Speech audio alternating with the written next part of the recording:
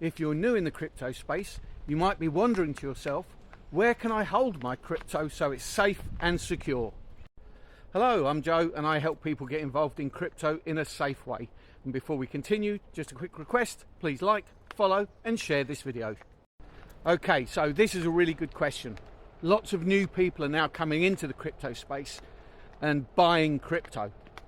But it's not easy to know, where do you hold your crypto? Where should you keep it so that it stays safe, so that you don't lose it? So I'm going to start by telling you what not to do with it, and then I'll give you a couple of different suggestions as what you should be doing with it. Right, so number one is don't leave your crypto on an exchange. So this is a very common thing that you'll hear people in the crypto space saying. Never ever leave your crypto sitting on an exchange. Now, first let's look at what an exchange is briefly.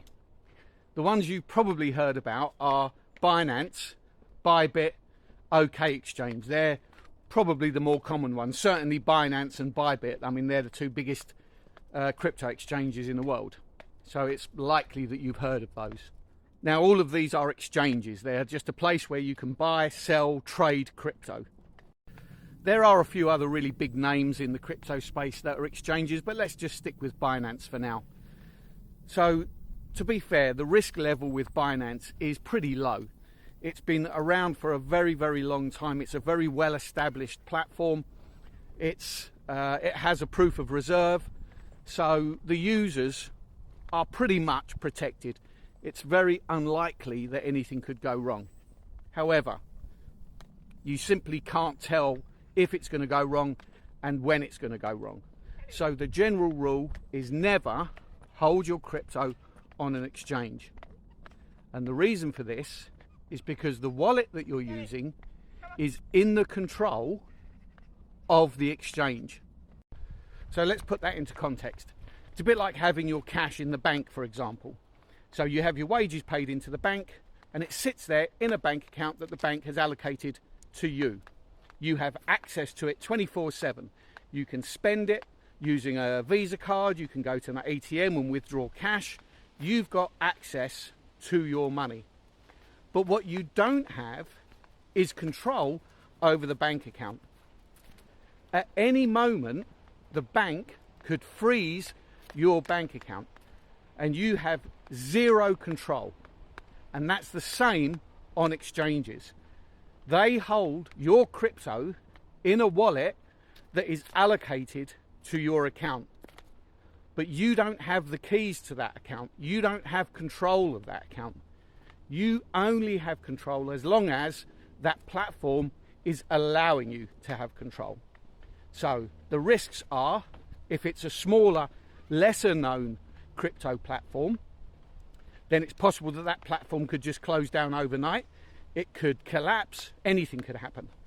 And the second risk is that at any moment your assets could be frozen and you may never get access to them again.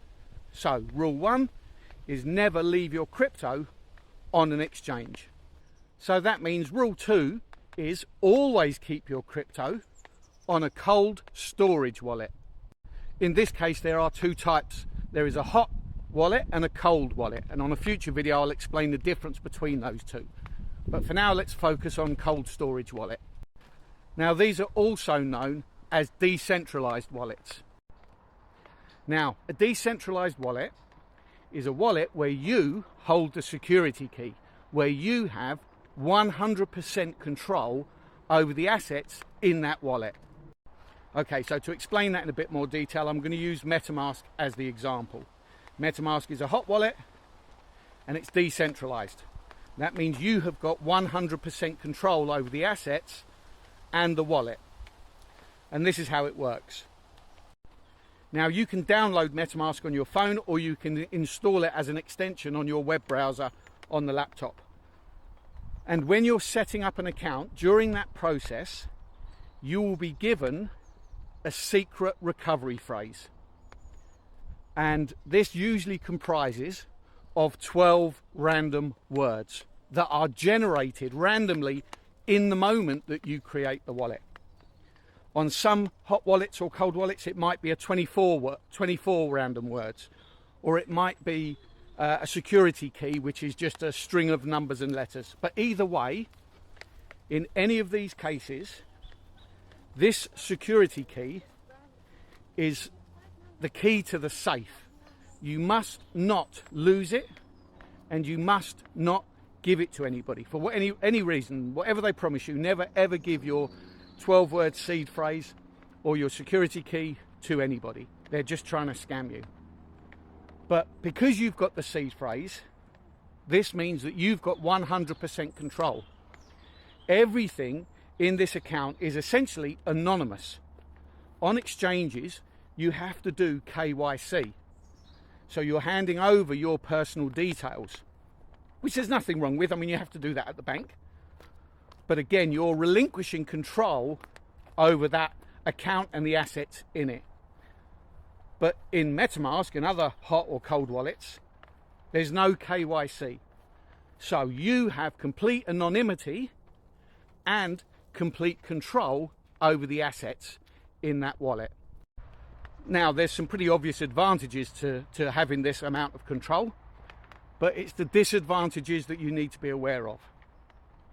You have full control, and that is also a disadvantage, because it means that if you lose your seed phrase and you lose access to your wallet, there's nobody to call. There's nothing you can do. If you accidentally or deliberately give your security key to somebody because they've been a very clever scammer, then there's nobody for you to call.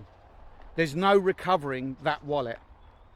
So if you lose everything, you lose those 12 words and then you get locked out of the wallet, or somebody accesses your wallet because you gave them your seed phrase, all your assets will be stolen and you've now lost control of that wallet, and you will never be able to regain control. So its biggest advantage is also its biggest disadvantage. With those two examples in mind, there's a phrase that's very commonly used in the crypto space that if you haven't heard already, I'm going to tell you right now. And that phrase is, not your keys, not your crypto. So if you want security and responsibility, use a decentralized wallet. If that stuff doesn't bother you, use an exchange. Okay, so I'm going to finish by giving you some names of some decentralized wallets, and you can Google them and decide which one suits your needs best. Just a quick tip, when you're Googling anything about these cold storage wallets, don't just Google the wallet and then read up on the website about that wallet. Also Google, has there been any security breaches on whichever wallet it is? Then you'll have a much better idea of the security level and if that's the right wallet for you. So the first one is the Ledger Nano. This is probably the most famous one. Second one is the Trezor. Third one is the Elipal.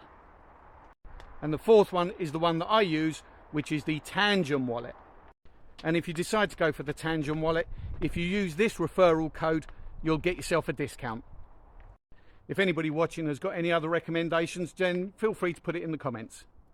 If you want more tips for the crypto space, remember to follow me. And if you want others to get tips in the crypto space, remember to share. And I'd appreciate it if you could like and comment on some of my other videos. Thanks for watching. Have a great day.